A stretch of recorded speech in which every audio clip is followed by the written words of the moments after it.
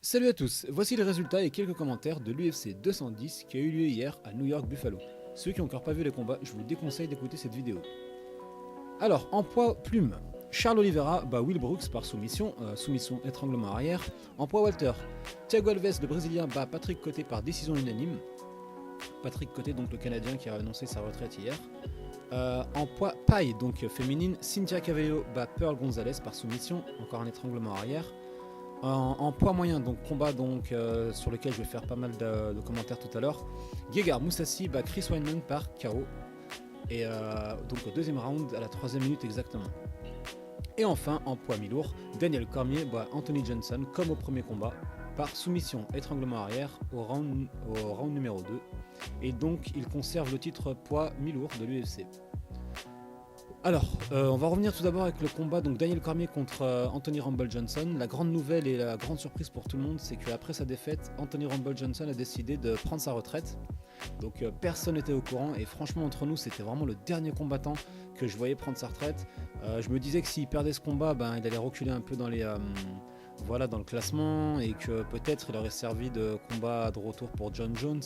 En tout cas, franchement, oui, c'est vrai qu'il a battu tous les tops de la catégorie, Alexander Gustafsson, Jimmy Manuwa, l'anglais, Glover Teixeira, le brésilien. Donc d'un autre côté, on peut se dire, c'est vrai qu'il a battu tout le monde, à part John Jones. C'était vraiment un combat que les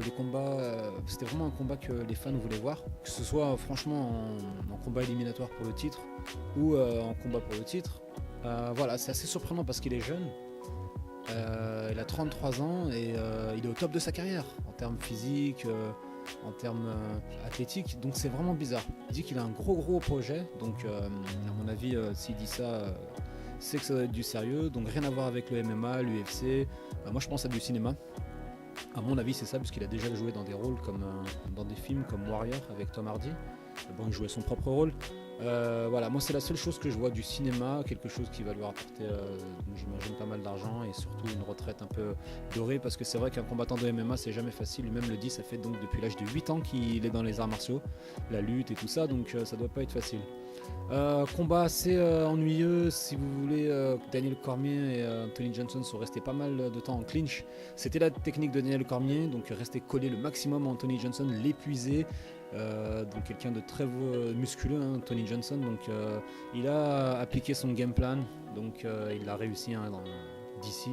Cormier, donc franchement c'est bien joué de sa part. Il a fait ce qu'il fallait faire, donc s'approcher, rester collé à Anthony Johnson, pas être à distance de coups de poing et de son fameux aussi high kick.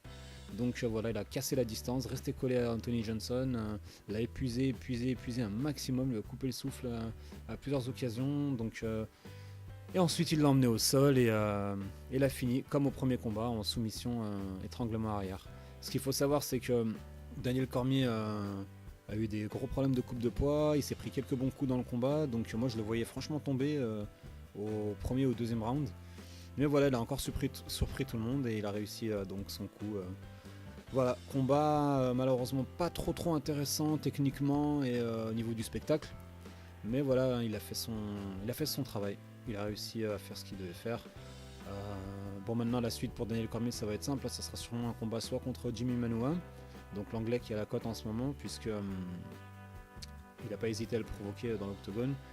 Et bien évidemment le combat que tout le monde attend, c'est donc contre Jones pour un combat revanche.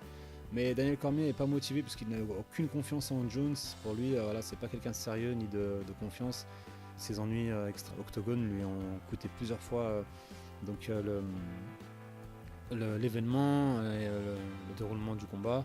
Et donc Cormier a 38 ans, il peut plus vraiment attendre quelqu'un donc de plus jeune, de un peu foufou dans sa tête et qui certes est sûrement le plus grand combattant de MMA de tous les temps. Et en tout cas voilà, il faut savoir qu'à chaque fois qu'un combat est annulé, Daniel Cormier il touche pas sa paye sur le pay-per-view comme il devrait. John Jones lui a fait perdre pas mal de temps, d'énergie à l'entraînement et aussi d'argent. Donc je comprends qu'il n'ait pas du tout confiance en lui et qu'il se préfère se concentrer pour un combat contre Jimmy Manuwa qui sera intéressant, mais je pense qu'il va encore appliquer la même tactique. Lutte, clinch et soumission arrière ou ground and pound au sol. Voilà, c'était donc le combat principal de la soirée. La grosse surprise, donc comme je l'ai dit, c'est Anthony Johnson qui fait l'annonce de sa retraite. Après tous les KO qu'il a mis dernièrement, c'est vraiment dommage. C'était vraiment quelqu'un de spectaculaire et d'intéressant et de sympa à regarder. Par contre, il faut savoir une chose, c'est que les 6 défaites qu'il a dans sa carrière, 5 sont par étranglement arrière. Donc malheureusement, il n'a jamais pu régler ce souci, que ce soit en 170 livres, catégorie dans laquelle il a longtemps combattu, que ce soit en 185 livres, on s'en rappelle contre Vitor Belfort, un étranglement arrière encore une fois, ou que ce soit en 205 livres, donc poids mi-lourd. C'est vraiment dommage pour lui. Je pense qu'il avait encore le temps et les capacités de régler ce problème et devenir champion. En tout cas, une page du MMA et de l'UFC se tourne avec Anthony Rumble Johnson. On va revenir maintenant sur le combat des poids moyens, donc Gegard Mousasi et Chris Weidman. Donc un combat par contre vraiment intéressant. Premier round, Weidman a dominé, 2-3 takedowns réussis, des mises au sol donc, plus des beaux échanges entre les deux, debout. Ensuite, au deuxième round, c'est cette fois Chris Weidman qui a été dominé, surtout au début du combat, au début du round. Et moi je pensais que Gegard Mousasi allait le mettre KO, hein, il a mis des super combos, et malheureusement il a fait une énorme erreur, qui lui a pas coûté la victoire, puisqu'il a gagné donc Mousasi. C'est que quand il a senti que Weidman était un peu tourné de l'œil, donc il a essayé une tentative de takedown, et ça n'a pas marché, et ça a laissé le temps à Chris Weidman de récupérer. Donc moi je me suis dit, quand j'ai vu le combat, là il a fait l'erreur l'erreur que pas mal ont déjà fait, c'est-à-dire que quand ils sentent que quelqu'un est tourne de l'œil, ils veulent le mettre au sol et le finir au sol, parce qu'ils pensent que c'est plus facile. Et ça a failli donc lui coûter la victoire, puisque Weidman a eu le temps de récupérer. Il faut savoir que c'est un lutteur, donc même en mode automatique, hein, c'est-à-dire même quand il a l'œil, il a tourné un peu de l'œil, il peut quand même survivre à un takedown, surtout quand la personne qui lui fait le takedown, donc ici Gegard Mousasi, n'est pas un expert. Chris Weidman est un lutteur absolument incroyable, un des meilleurs de la catégorie. Donc pour faire vite, Chris Weidman donc ensuite a eu des beaux échanges encore une fois avec Mousasi. Un combat donc deuxième round vachement intéressant jusqu'à la controverse. Donc ce qui s'est passé, Gegard Mousasi donc avait fait une sorte de guillotine qui a pas marché sur Weidman. Ensuite donc Weidman a donc la tête en bas, Mousasi donc lui tient le torse. Et là il lance des coups de genoux. Il faut savoir que l'ancienne règle c'était quand un combattant avait au moins une main au sol, donc vraiment une main plantée au sol, si on lui mettait un coup de genou à la tête, c'était un coup illégal. Ce qui s'est passé, c'est que Gegard Mousasi lui a mis 2 coups de genou. Weidman avait donc les bras tendus vers le sol. Et il faut savoir qu'avec la nouvelle règle aujourd'hui, c'est qu'il faut avoir les 2 mains au sol pour que ça soit compté comme un coup de genou illégal. Sauf que donc, il lui a mis 2 coups de genou, il l'a mis KO. L'arbitre, donc Steve Magliata, est venu à stopper le combat. Il pensait que c'était un coup illégal, donc il a mis de côté les 2 combattants. Il a parlé à Weidman en lui disant que voilà, c'est peut-être un coup illégal. Weidman était complètement dans les vapes. Il a dit à Mousasi donc qu'il pourrait lui enlever un point si la commission dit qu'il est illégal. Et donc là, après, on a eu un vrai, un vrai bazar.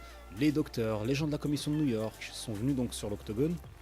On parlait, ça a été un gros bazar donc avec Steve Magliata. Et il faut savoir qu'à New York, donc, il n'y a pas de replay. En tout cas, pas dans le public, donc les gens ne pouvaient pas revoir ce qui se passait. Et ensuite, donc, un gros cafouillage avec tout le monde sur l'octogone et tout ça. Et finalement, la décision, c'est quoi? Donc, victoire par KO, puisque le coup de genou était donc légal. Donc, l'arbitre a arrêté le combat. Les docteurs ont dit que Weidman n'était pas vraiment en mesure de reprendre le combat. En tout cas, quand ils l'ont vu juste après les coups de genou. Et franchement, ça a été un gros cafouillage. C'est vraiment dommage parce que c'était un beau combat déjà pour commencer. Et je pense que les 2 combattants risquent de se revoir bientôt. Weidman a gardé la tête haute en disant que c'est des choses qui arrivent, il va revenir plus fort que jamais. Le pauvre, ça fait déjà 2 combats contre Yoel Romero et contre donc Mousasi où il perd par KO, et c'était des combats où il a eu des belles phases de domination, et c'est vraiment dommage. Ça lui fait donc 3 défaites d'affilée, 3 par KO, et en plus 2 fois à New York chez lui, donc quelqu'un qui pendant des années a lutté avec l'UFC main dans la main pour qu'il soit donc le MMA soit légal à New York. Et malheureusement pour lui, ça lui a pas du tout porté bonheur. C'est très très très dommage pour lui. En tout cas, moi je pense qu'avec le cœur qu'il a, c'est quelqu'un qui reviendra, j'en suis quasiment sûr. Pour Gegard Mousasi, il faut savoir maintenant qu'il a le choix entre guillemets. Il pourrait affronter Weidman une deuxième fois, c'est ce qu'il souhaite pour vraiment mettre les choses au clair. Il pourrait combattre Jacare une seconde fois, je crois qu'ils sont déjà affrontés. Mousasi donc est le champion mi-lourd de Strikeforce à l'époque, avant d'être racheté par l'UFC, pour affronter Rockhold. Ça serait, je pense, un combat super intéressant, même si en ce moment Rockhold n'est pas dispo. Et il pourrait affronter bien évidemment l'homme le plus dangereux de la catégorie, et celui qui est par contre lui bien dispo en ce moment, c'est Yoel Romero. Il faut savoir que Bisping, donc le champion de la catégorie, et Georges Saint-Pierre vont s'affronter apparemment, ça va être communiqué la semaine là, donc je crois demain, par l'UFC. Je pense qu'il va arriver soit en juillet, soit en septembre.